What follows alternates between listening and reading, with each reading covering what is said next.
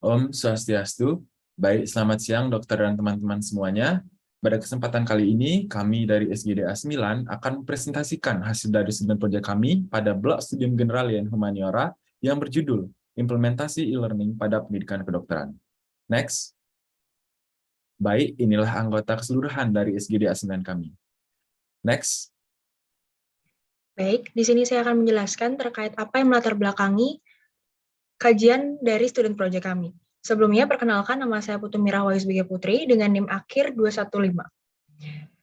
Yang melatar belakangi kajian kami adalah seperti yang kita ketahui bahwa 2 tahun terakhir, seluruh dunia mengalami pandemi COVID-19. Hal tersebut memberikan dampak jangka panjang, salah satunya dalam aspek pendidikan.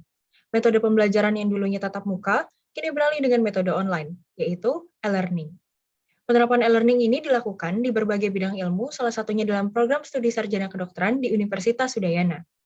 PSSK Udayana menerapkan sistem learning management berupa Moodle, maka dari itu, diperlukan pengkajian lebih lanjut terkait implementasi e-learning dalam bidang pendidikan dokter, khususnya di Udayana. Sekian dari saya, akan dilanjutkan oleh rekan saya.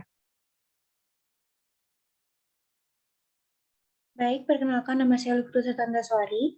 Di sini saya akan merumuskan masalah dari topik ini, yaitu pertama, bagaimana perbandingan pembelajaran secara e-learning dengan secara konvensional, dan kedua, bagaimana kelebihan dan kekurangan dari e-learning sebagai media pembelajaran, yang ketiga, bagaimana perkembangan e-learning di Indonesia dan di Universitas Udayana, adapun memiliki tujuan sebagai berikut.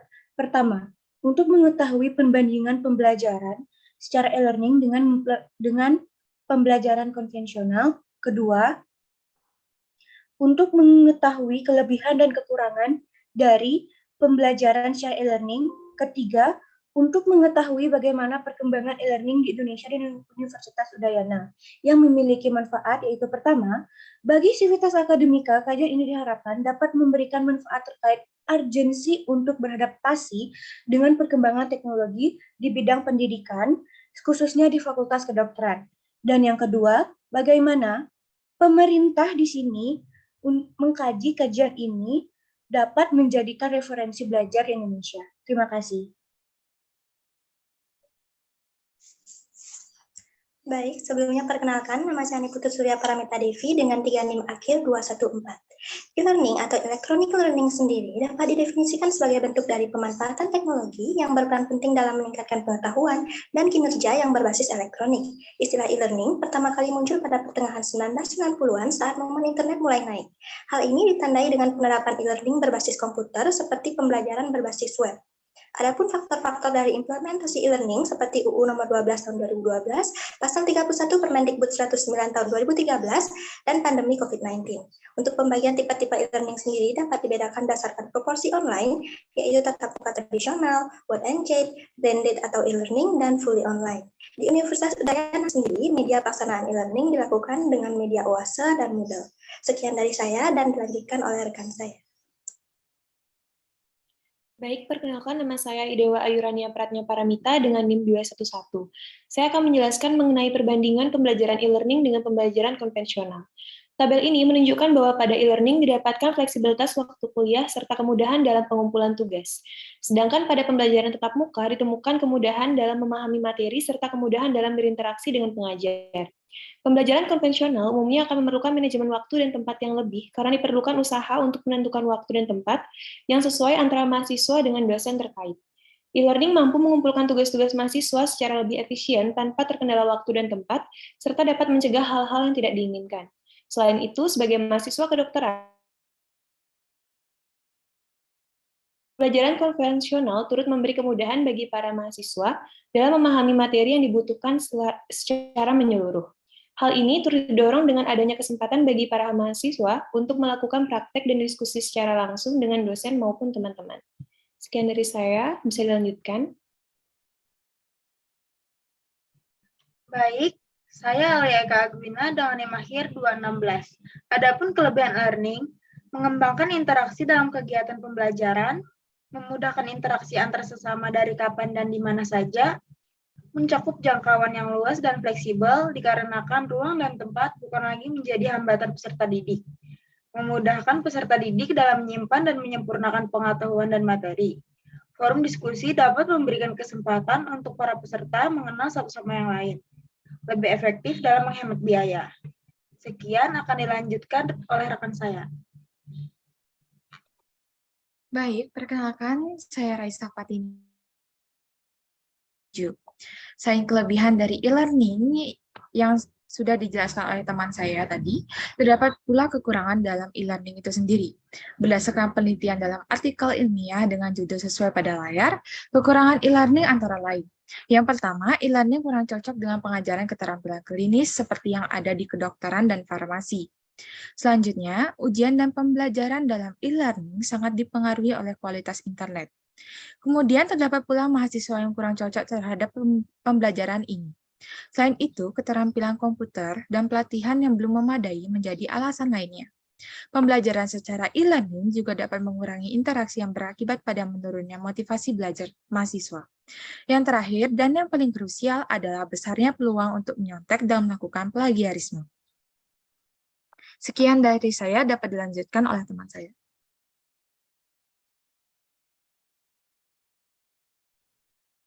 Baik, perkenalkan, nama saya Nifty Sujabela dengan menjelaskan bagaimana implementasi e-learning di Indonesia. Penggunaan e-learning di Indonesia cukup tinggi, dimulai karena kebutuhan di masa pandemi. E-learning adalah salah satu upaya yang dilakukan oleh pemerintah Indonesia untuk menanggulangi penyebaran COVID-19. Penggunaan e-learning di Indonesia media komunikasi jarak jauh. Kedua, sebagai sebuah transformasi dalam proses belajar mengajar di sekolah maupun perguruan tinggi. Yang ketiga, memberikan fleksibilitas dalam memilih waktu dan tempat untuk mengakses pelajaran dalam mencapai sasaran belajar. Dan yang terakhir, sebagai penyimpanan bahan belajar. Dosen dapat menempatkan bahan ajar yang terstruktur dan terjadwal secara online yang nantinya dapat dilihat oleh mahasiswa.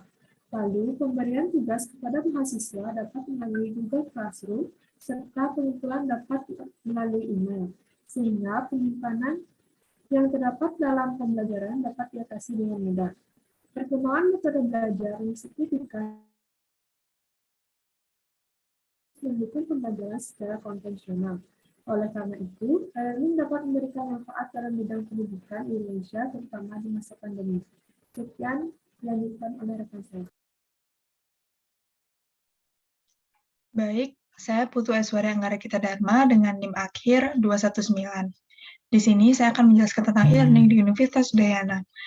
Universitas Udayana juga menerapkan PJJ. Sistem e-learning yang dilaksanakan di UNUD melalui 3 sistem, yakni LCU, PJJ e-learning, dan OASE. LCU merupakan singkatan dari e-learning Smart and Elegant of UNUD. Sistem perkuliahan daring pertama di Universitas Udayana yang kemudian tergantikan oleh OASE, yang merupakan singkatan dari Daring Academic Service for E-learning, yang terintegrasi dengan MISU dimulai ketika semester genap tahun 2019. Hingga saat ini, hampir seluruh program studi memakai sistem kuliah daring OASE. Salah satu program studi sarjananya kedokteran juga memakai sistem pembelajaran ini. Adapun setting pelajaran yang digunakan di program studi sarjana kedokteran berupa synchronous e-learning, yaitu pembelajaran daring secara real-time menggunakan media WebEx. Dengan adanya aplikasi ini, dosen dan mahasiswa dapat melakukan meeting ataupun konferensi video sama seperti kelas nyata sebelumnya. Baik, akan dilanjutkan oleh rekan saya. Baik, terima kasih. Sebelumnya perkenalkan, nama saya Muhammad Aziz Ilham dengan NIM akhir 220. Selanjutnya adalah orientasi lanjutan e-learning. Kecenderungan untuk mengembangkan e-learning sebagai salah satu alternatif pembelajaran di berbagai lembaga pendidikan dan pelatihan semakin meningkat, sejalan dengan perkembangan di bidang teknologi komunikasi dan informasi.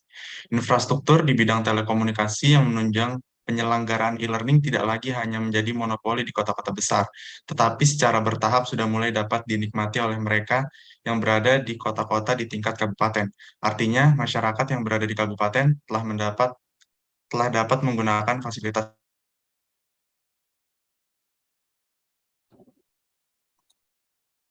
Baik, perkenalkan nama saya Komang Rama Satria Mohotama dengan 3 digit NIM akhir 225. Di sini saya akan melanjutkan penjelasan mengenai orientasi lanjutan dari e-learning. Jika penerapan berbagai wilayah Indonesia di masa yang akan datang, akan membuat sistem pembelajaran menjadi lebih efektif dan juga bisa membuka peluang untuk dapat berinovasi dari e-learning menuju mobile learning. Seperti yang sudah pernah dikaji juga sebelumnya oleh Effendi et al. Pada tahun 2021, Dengan adanya pengimplementasian ini dapat membantu dosen dalam meningkatkan kualitas pembelajaran di tengah merosotnya minat mahasiswa dalam pembelajaran. Pengembangan inovasi ini juga sangat berpotensial untuk diadopsi dalam sistem pembelajaran di pendidikan kedokteran ke depannya. Hal tersebut dikarenakan dapat mempermudah mahasiswa agar dapat membayangkan dan memposisikan dirinya. Dengan begitu, baik itu dari segi waktu, tempat, dan finansial. Baik, sekian dari saya. Selanjutnya akan dilanjutkan oleh rekan saya. Terima kasih. Kenalkan, nama saya Alfi Rasma dengan NIM 222. Berdasarkan hasil uraian sebelumnya dapat disimpulkan, yang pertama, pembelajaran elektronik e-learning atau yang lebih dikenal dengan e-learning lebih efisien dalam aspek waktu dan pengumpulan tugas. Sedangkan pembelajaran dengan e-learning dinilai kurang optimal dan kualitas dalam pembelajaran berupa pemahaman siswa dan interaksi dengan pengajar jika dibandingkan dengan pembelajaran konvensional. Yang kedua, e-learning memberikan kemudahan berupa relatif lebih efisien dari segi tempat, waktu, dan biaya. Di balik kelebihan itu, terdapat kekurangan dalam e-learning, yaitu menurunnya motivasi belajar dan kendala jaringan.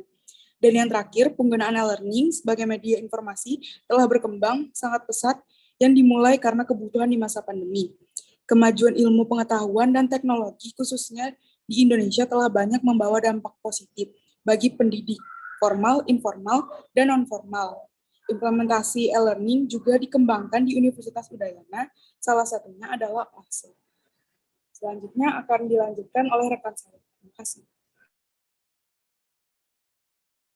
Baik, sebelumnya perkenalkan nama saya Eka Jayata Lestari dengan 3 digit NIM terakhir 226.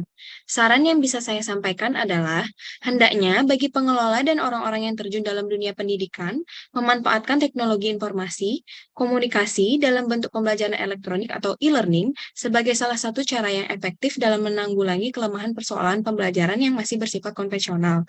Sehingga diharapkan ada peningkatan mutu, keterampilan berpikir, berinteraksi, serta keterampilan-keterampilan ideal lainnya dari para mahasiswa. Sekian yang bisa saya sampaikan, terima kasih.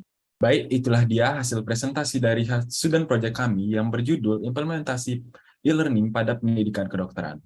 Apabila ada kesalahan kata-kata, kami mohon maaf yang sebesar-besarnya. Akhir kata, kami tutup dengan Paramasanti. Om Santi Santi Santi Om. Sekian dan terima kasih.